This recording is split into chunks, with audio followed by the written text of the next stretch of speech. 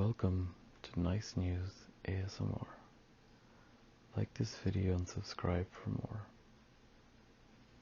Tonight's top stories.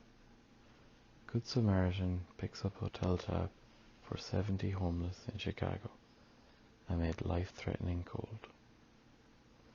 Colorado lawmaker wants to bar convicted animal abusers from owning pets. Judge upholds state protections for endangered grey wolves.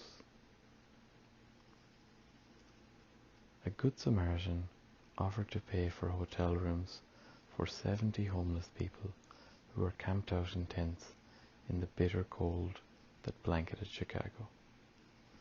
The offer came after the Chicago Fire Department on Wednesday confiscated nearly 100 propane tanks given to the group to keep them warm as temperatures sank to -20 Celsius or -27 Fahrenheit.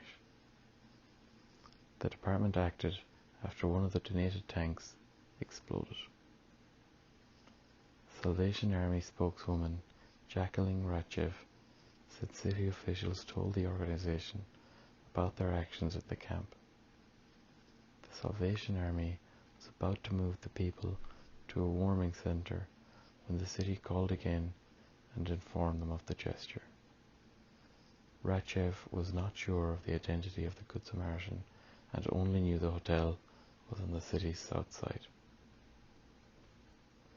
Colorado lawmaker wants to bar convicted animal abusers from owning pets.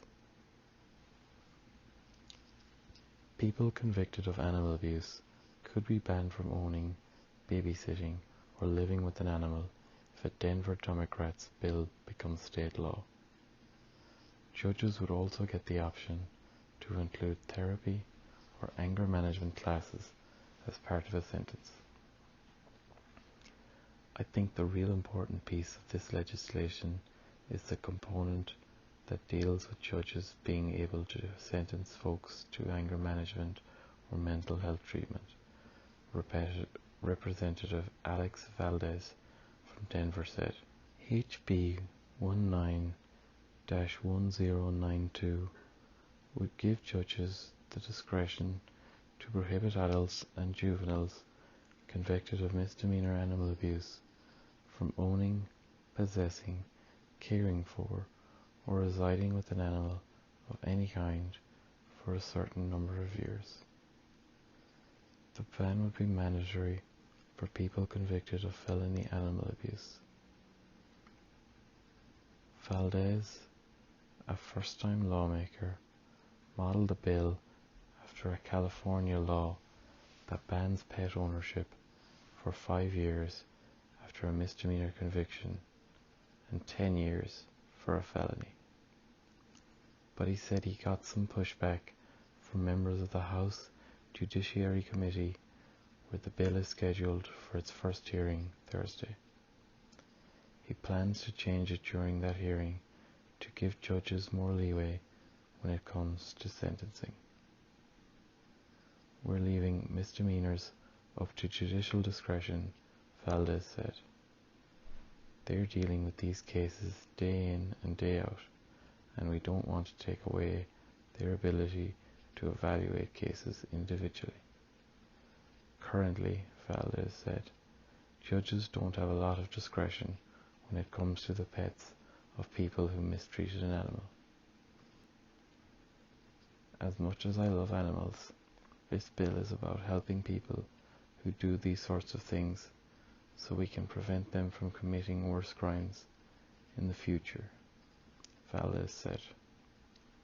Women in domestic violence shelters were 11 times more likely to report a partner had harmed or killed a pet than women who hadn't experienced domestic violence, according to a 2007 study for Sage Journals.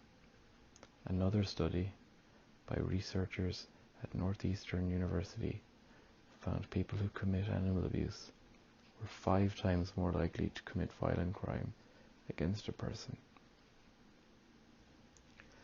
Judge upholds state protections for endangered grey wolves.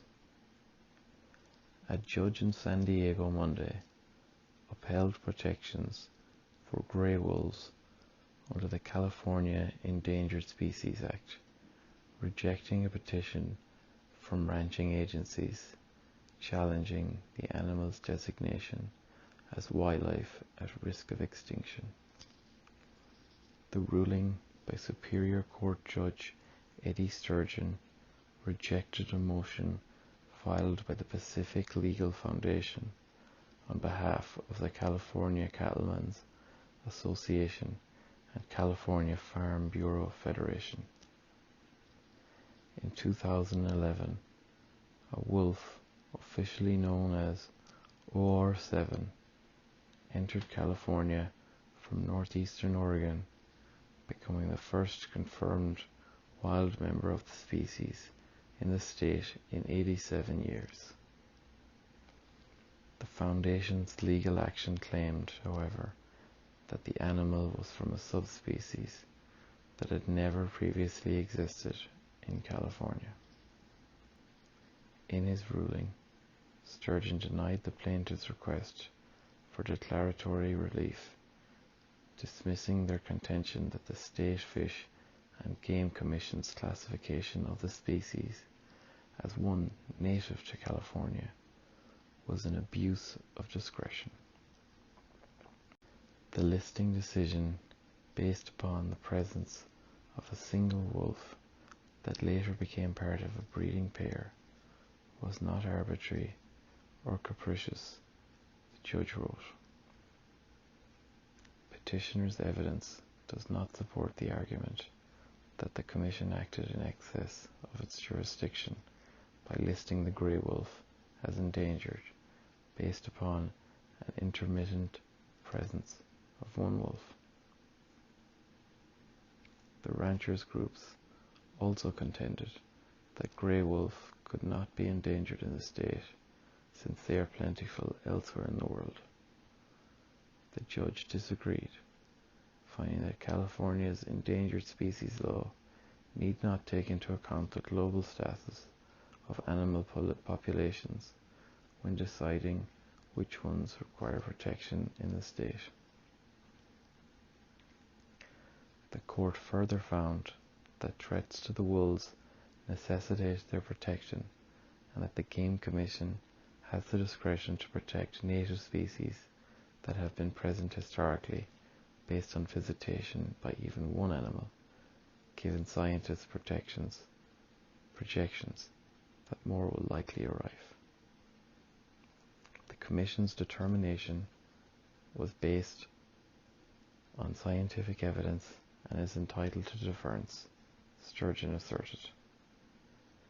The ruling drew praise from the Center for Biological Diversity, a non-profit agency that works to protect endangered species through legal action, scientific petitions, and other forms of activism. We're so glad the court got it right and kept protection in place for California's recovering grey wolves, said Amaruk Weiss, the organization's West Coast wolf advocate. The Pacific Legal Foundation's case was the worst kind of grasping at straws. This is a great result for the vast majority of Californians who want wolves to recover and who understand their importance to healthy ecosystems. I hope you enjoyed tonight's Nice News ASMR. If you did, be sure to like, comment and subscribe. I might do some more.